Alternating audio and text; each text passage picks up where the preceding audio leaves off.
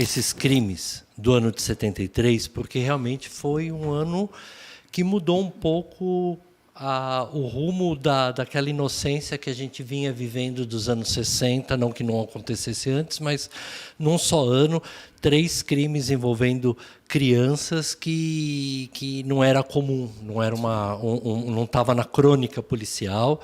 E então crimes que não tiveram uma solução. Então ficou meio naquele ar do mistério.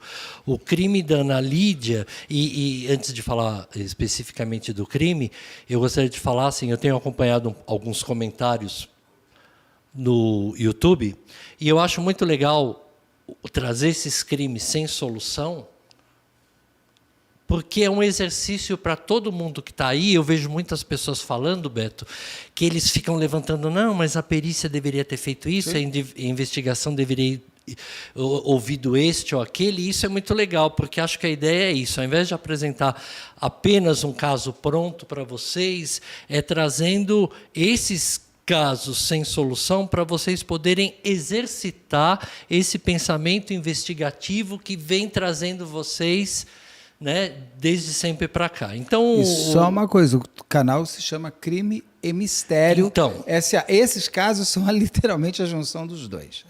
Boa.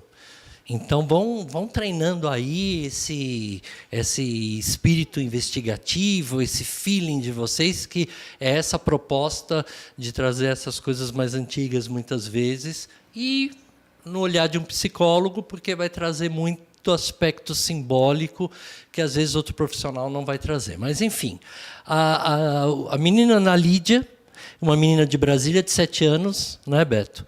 Que foi raptada, sequestrada na porta da escola, quando ela estava entrando.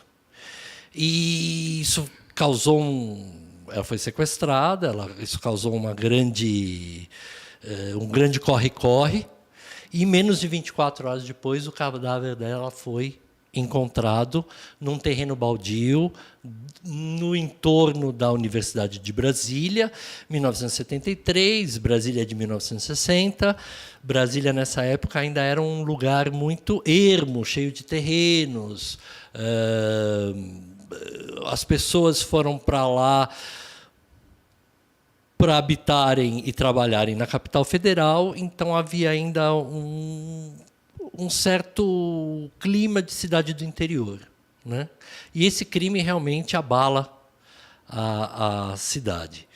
Então, o corpo é encontrado nesse matagal enterrado, com marcas de violência sexual. Ela foi necrofilizada, inclusive, o cabelo cortado, é encontrado algumas mechas de cabelo. O cabelo cortado bem rente. Bem, né? rente, para até dificultar um pouco o reconhecimento. Com marcas de queimadura de cigarro. E junto ao corpo, por ali, também, preservativos usados, papel higiênico, e uma grande pista que tinha era a marca de um pneu, de uma moto, né? Que a gente já vai falar já.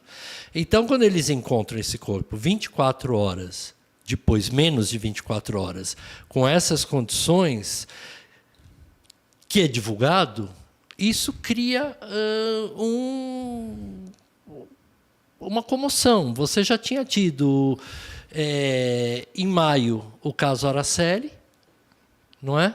Agosto, um mês antes, o Carlinhos, que ainda estava quentíssimo na imprensa e vai continuar quente, até para acobertar um pouco o crime da Ana Lídia, que aconteceu em setembro daquele ano. É aquilo que a gente conversou durante, inclusive, o Carlinhos. O Carlinhos, ele chega um pouco para botar... esqueçamos da Araceli.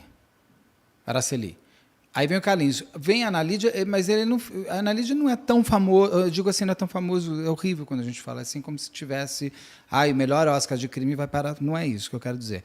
Mas a Ana Lídia, inclusive, por não ter sido, a gente vai entrar por que o governo não queria que ele fosse investigado, ele foi mais acobertado? Você que sempre fala, eu lembro da Araceli, eu lembro do Carlinhos. Você lembra da Ana Lídia também? Não tanto. Não tanto. Ele foi realmente acobertado. Eu era criança, então eu não tenho essa memória tão nítida. Mas o Carlinhos, ele tomou um vulto muito maior. Como a gente falou na live da semana passada, tanto o crime da Araceli como o da Ana Lídia, o que aconteceu é que o corpo apareceu. Daí... Você tinha o corpo. E o Carlinhos não tinha o corpo. É verdade. Então, não era só uma questão de quem cometeu o crime, mas se foi um crime e onde estava o garoto. Então, realmente, o caso do Carlinhos acabou acobertando os dois. Porque, desculpa, lendas são sempre maiores que histórias, né? Lendas são sempre maiores que histórias. Porque a história é real e a lenda ela permite que você viaje. Sim. O caso do Carlinhos, como a gente falou, ele esparramou muito e ele esparramou sobre esses outros dois crimes, sendo que o de hoje, que estamos falando da Ana Lídia, teve ainda uma pitada de censura. Uma pitada não, uma grande pitada de censura em cima do crime, porque envolveu, além de ter acontecido em Brasília, envolveu algumas figuras, filhos de figuras importantes da época. Para a gente chegar nos possíveis autores, nos investigados, ou naqueles que foram apontados como os responsáveis pelo que aconteceu com a Ana Lídia, por que a Ana Lídia? Porque ela estava entrando na escola. Quem eram? Os pais dela eram o quê? Funcionários públicos, não é isso? Os pais delas eram funcionários públicos. Qual era o nome dele? O Álvaro e Heloísa, não é? E eles tinham dois filhos mais velhos. Eles tinham uma menina de 21 anos e um rapaz de 18. E ela era uma filha temporão, né? Ela tinha 7 anos. E era uma garota extremamente tímida, muito protegida, frequentava escola religiosa, católica, de freira, e ela é tirada na entrada. Os pais deixam ela na porta da escola. Vamos lembrar muito, né, que em 1973 nós não tínhamos esse medo, até porque não tínhamos crime desse vulto. Os pais ainda não tinham esse medo como a gente tem hoje, de deixar o filho dentro da sala de aula. Então, a coisa era mais fluida, ainda mais numa cidade como Brasília, que estava iniciando a jornada, né? como capital. Que os pais que deixam a Ana Lídia? Os pais deixam ela na porta e ela some. Ela só é descoberta que ela não está lá quando a empregada vai buscar ela às 4h30 e as freiras falam que não receberam ela. E por que escolher a Ana Lídia? É porque tem a ver com os possíveis autores? Sim, porque tem a ver com os possíveis autores. Porque uma testemunha ocular, uma das únicas testemunhas oculares que viram a menina saindo da escola, percebeu que não viu, ele era um jardineiro, ele estava trabalhando no jardim da escola, então ele não viu com quem, mas ele viu de costas um rapaz que era muito parecido, na visão dele, que viu de costas, com o irmão, o irmão Álvaro Henrique, que tinha 18 anos. E porque também a menina já estava ali na entrada da escola, ela não ofereceu resistência. E é irmão dela? Né? Exatamente. Então, a investigação apontou para alguém que fosse... É esse que a gente está vendo ali, ó. A foto está no ar. Esse da época. O Álvaro Henrique Braga. A investigação apontou para uma pessoa que ela conhecesse. Não é? E eles saem caminhando. Nas imediações de Brasília, como eu falei, Brasília não era como é hoje, era uma cidade ainda com muitos terrenos, tudo mais. Nas imediações da cidade, nas imediações, não vou falar perto de nada porque eu não sei o que é. Que Brasília tudo é longe. Tudo é longe, então não vou falar o que é perto de nada.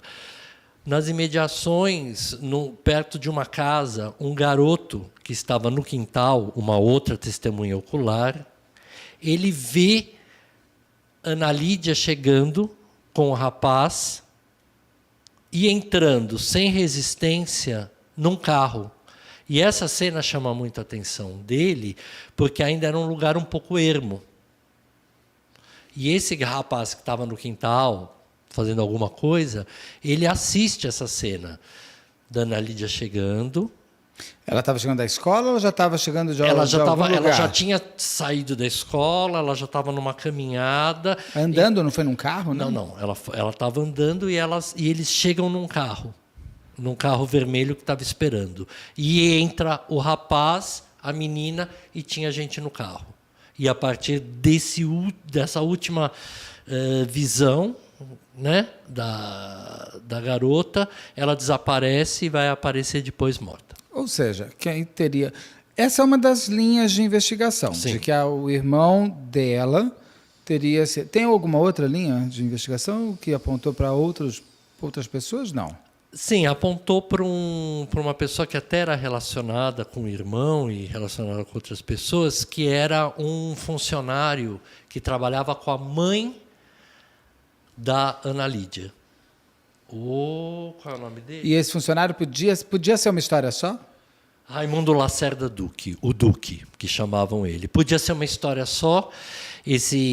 Logo que deu o desaparecimento da menina, ele vai... o desaparecimento da menina e depois o encontro do cadáver, ele vai até a casa dos pais para consolar a mãe. Que é aquele que está aparecendo ali, né? O Raimundo Lacerda Duque. É o Raimundo Lacerda Duque, que é apontado como... na verdade, ele é apontado juntamente com o Álvaro Henrique como eles se conheciam. Ele é funcionário da mãe no funcionarismo público. No funcionarismo público, e por conta dessa relação ele já frequentava a casa, ele já conhecia a menina já conhecia ele e o irmão da Ana Lídia se conheciam. E por que o irmão por que o irmão fez isso com a irmã? Qual a motivação? Então, a motivação, uma das linhas de investigação, Beto, seria uma dívida de droga. Nossa, tem a ver, de novo, lá, a Araceli tem a ver com a Araceli, tem a ver com isso. De repente, até o Carlinhos. Indiretamente, pode ter e a ver com isso. E a cocaína estava chegando forte ali, a cocaína estava chegando forte junto com LSD e essas drogas todas alucinógenas. A maconha também, obviamente,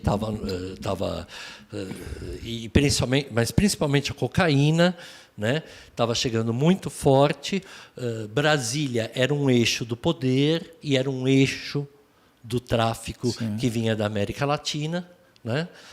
Consequentemente chegava nas grandes cidades e era uma grande descoberta da moçada.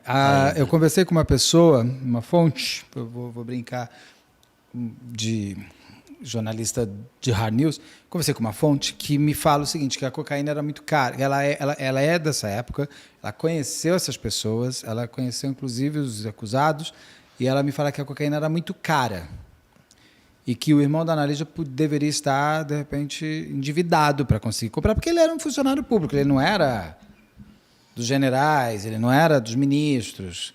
Ele era um funcionário público, então ele não era riquíssimo. Ele via o grande poder, mas ele era o terceiro escalão, ele não era o primeiro escalão. Ele poderia estar com... o motivo para ele vender a irmã seria a dívida só?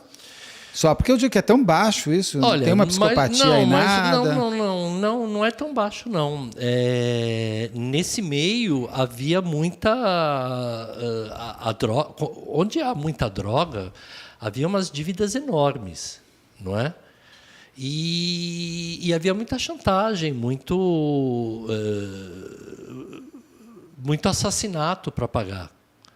Mas, gente, uma criança vira pagamento de Então, na verdade, assim, a ideia não era essa. A ideia inicial era sequestrar ela para levantar o dinheiro. O que mais... Sim, na verdade, era o plano, parece que o plano inicial era o sequestro da menina para você pedir um resgate, porque aparece uma carta pedindo um resgate de R$1 milhão. 2 milhões de reais. Perdão, 2 milhões de reais. Que foi enviado para o jornal, né? Reais não, pelo amor de Não, Deus. reais é hoje. São cruzeiros que eu Do- vi num lugar que daria o equivalente a uns 250 mil reais. Mas eu não sei que ano é aquilo que foi feita essa conversão. A ideia era muito simplória. Você sequestra a menina, Ganha- sem trauma, alguém que conhecesse ela, você sequestra a garota, pede um resgate, você levanta um valor, seja no banco ou seja pela comoção nacional, como tinha acontecido Com um mês Carlinhos. atrás com o Carlinhos. Que eles pediram 100 mil e conseguiram 2 milhões. Exatamente, eles levantam o dinheiro. Então, 2 milhões de cruzeiro. Eles pensaram num plano muito simplório. Só que alguma coisa no meio do caminho não deu certo. A gente não sabe o que foi. Bom, o básico do básico. Você não pode, o refém não pode saber o rosto do sequestrador, principalmente se ele conhecer. O Ivisota foi morto porque ele reconhece o segurança. Tem vários casos de sequestro que você revela, quando se revela quem é, e o sequestrado percebe quem é, ele vai ser entregue. Você acha que depois que a menina fosse encontrada... Ou seja, essa menina seria morta. A própria Araceli, né? A Araceli também, ela ia poder reconhecer Então, quem sequestrou ela. Então, na verdade, quando eles se dão conta disso, não sei em que circunstâncias que isso acontece, né? Essa percepção. Não sei também em que circunstâncias essa menina, e como foi o cativeiro dela nessas horas, como aquela turma que estava envolvida nisso, que ponto eles estavam embalados com essa coisa da cocaína, até para manter o espírito ativado disso, porque a gente sabe que o Raimundo Duque, esse suspeito, ele era um contumaz viciado, usuário, né? Ele usava muita droga. Ele usava cocaína para ficar ligado, para ir trabalhar, tudo mais, porque era usual da cocaína naquele tempo, ela ser usada para dinamizar até a energia de trabalho, de balada e tudo mais. E ele já tinha esse histórico, né? Tanto que quando ele é apontado, ele foge. Ele foge e se esconde e fica errático por um tempo até que ele é pego. Eles tinham um álibi, você sabe? O irmão tinha um álibi dos próprios pais, né? Que estava com eles no carro, que estava não é com isso? eles no carro, mas tem uma série de dúvidas, porque segundo... Os pais estão protegendo. É aquela coisa, deu errado. Então agora a menina ninguém vai repor. Nossa, mas é de uma... Eu acho que isso começa a envolver outras pessoas e começa a entrar numa crueldade. E aí entra o caso da censura, porque haviam 2 pessoas também que foram indicadas. Como parte de um sequestro? Como parte de um sequestro. Que Um seriam deles quem? era o Rezendinho, né, que era filho de um senador, do Eurico Rezende, e o Buzaidinho, que era filho do ministro da Justiça, Alfredo Buizade.